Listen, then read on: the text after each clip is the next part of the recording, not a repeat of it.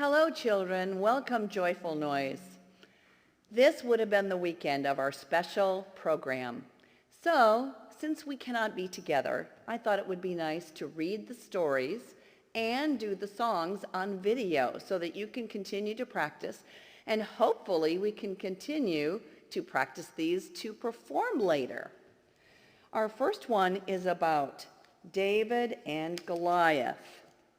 The Philistines gathered their army for war. The Philistine army was camped on one hill. Israel's army was on the other.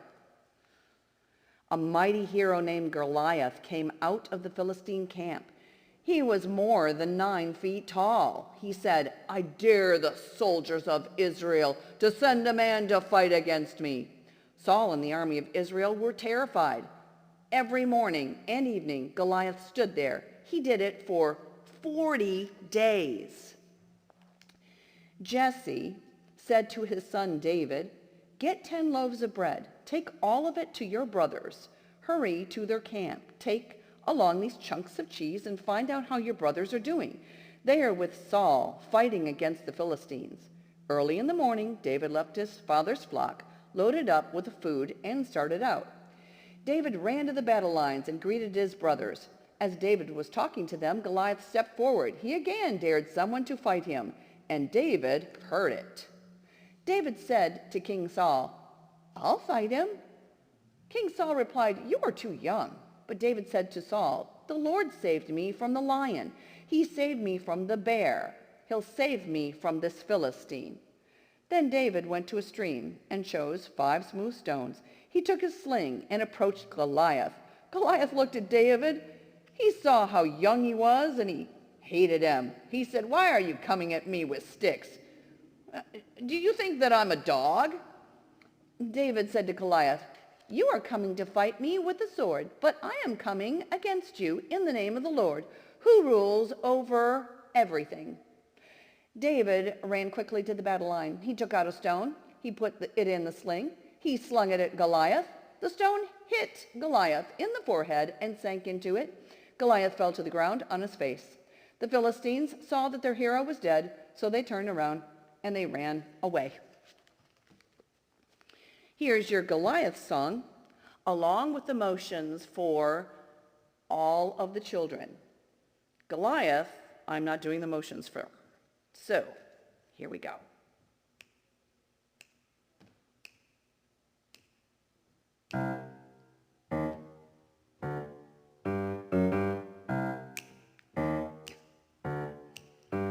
Goliath was a mighty man. He stood over 10 feet tall.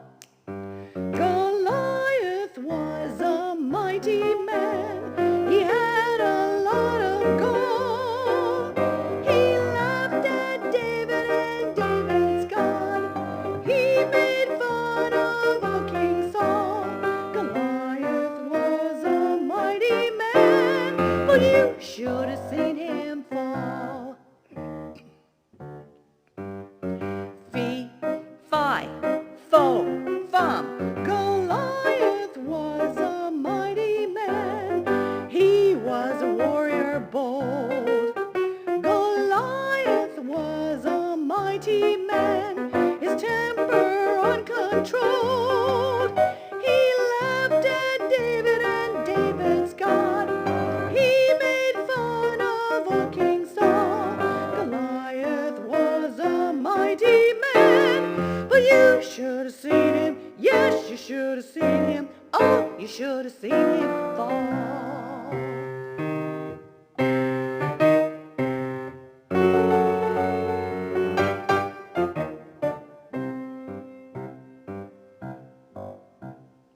Now you made me mad. You're just a lie. Birds and beasts will have a feast.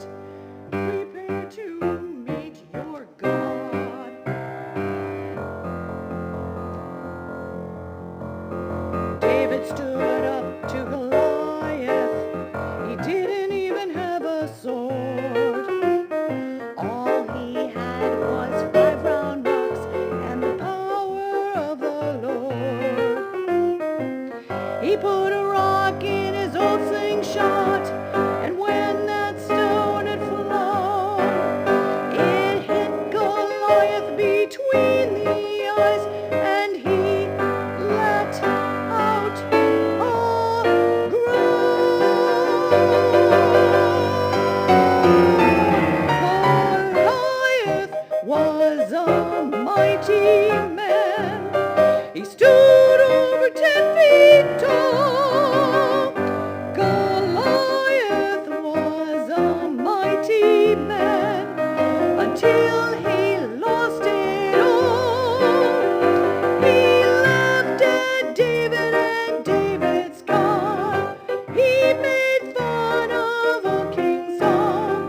He wasn't really great at all. You should have seen him. Yes, you should have seen him. You should have seen him.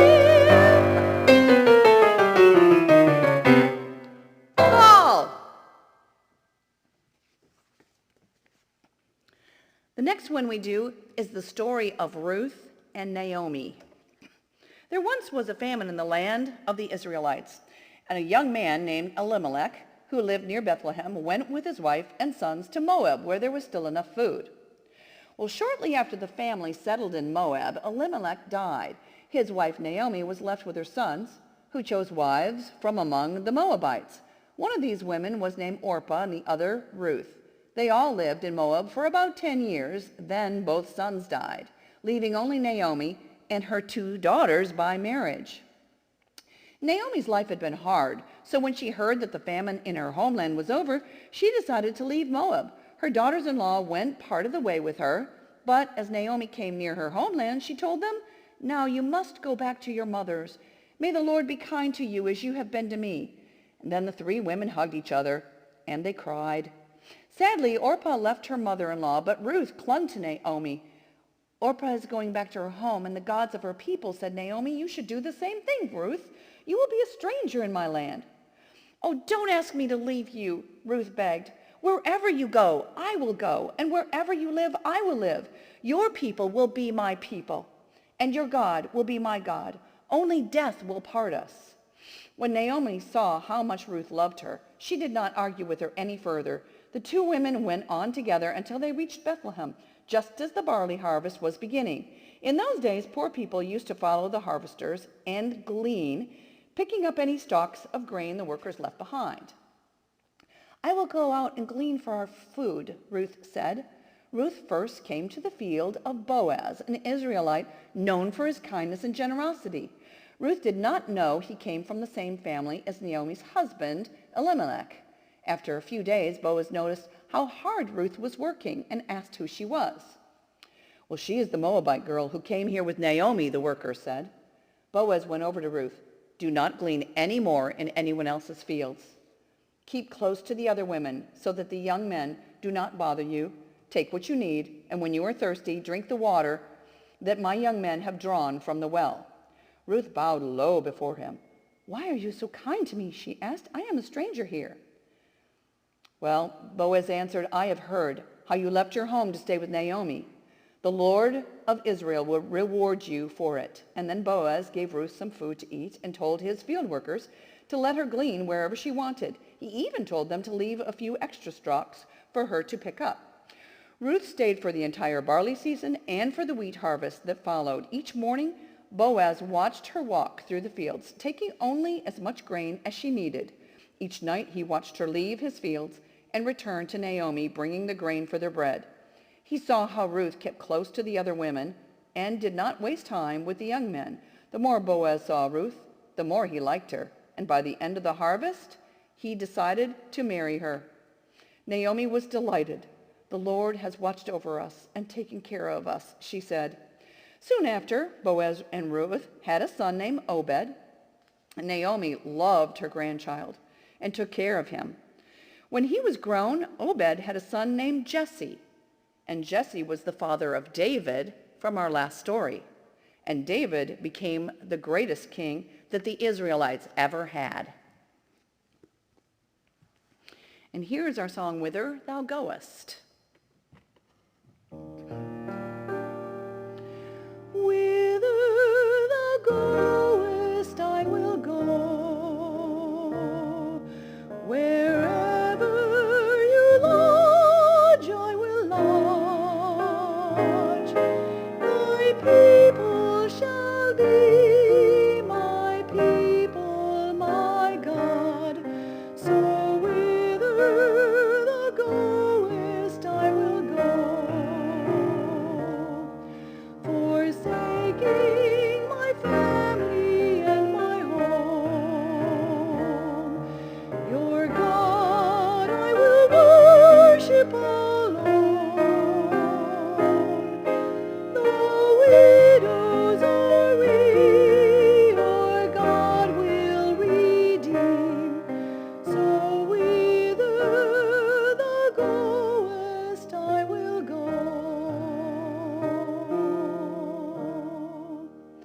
God bless you all and your families. I will try to send out more and more videos so that you have some more music to enjoy. Meanwhile, find a lot of worship tunes on YouTube. See you all soon. Bye.